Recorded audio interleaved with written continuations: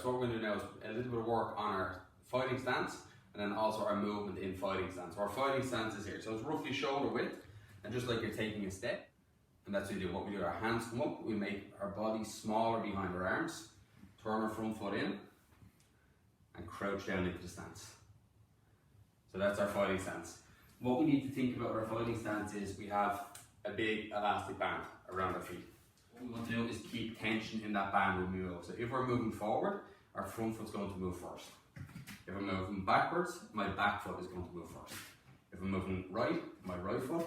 I'm moving left, my left foot moves first. So always my stance gets a little bit bigger, a little bit longer, and then back to the same length, or a little bit wider, and then back to the same width. It never gets narrower or shorter. As you see, the tension's gone out of the band and the band falls. So that's the way we want to move. So moving forwards, backwards, one side, the other side, always keeping tension in the band. When I'm moving, I want the first point of contact, or first point of my foot to hit the floor is the ball of my foot. So as I move forward, ball of the foot, then my heel. As opposed to the other way, the heel, then the ball of the foot. So it's moving backwards, ball of the foot, moving forward, the ball of the foot first.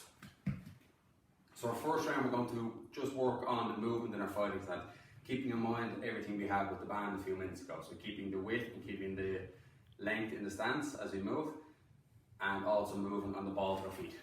So we're just moving.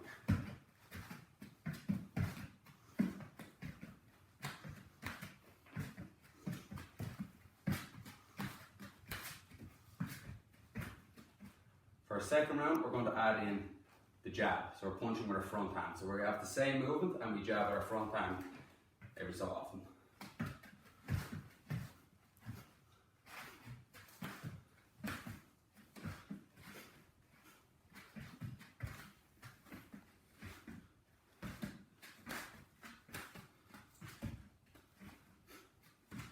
For our next round, we're going to move the same. We're going to keep our jab and we're going to add in our cross, our punch with our backhand.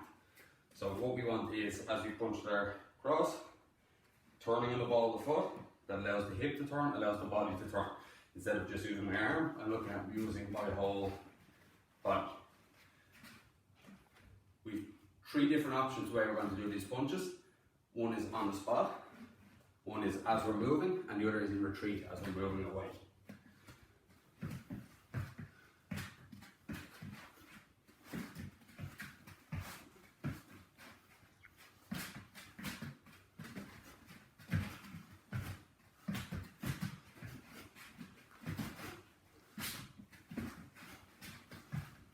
For our next round, we're going to add in hooks and uppercuts as well. So hooks with the front hand and the backhand, and uppercuts with the front hand and the backhand.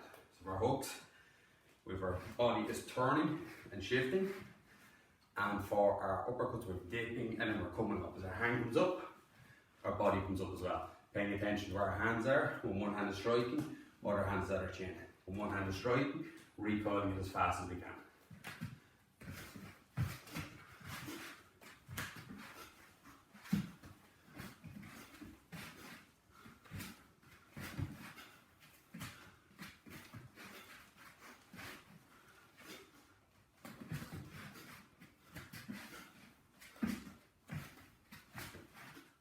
For our last round, we're going to move and we're going to have short combinations, 4 or 5 punches with our straight punches, with our hooks and with our uppercuts, also with the movement as well.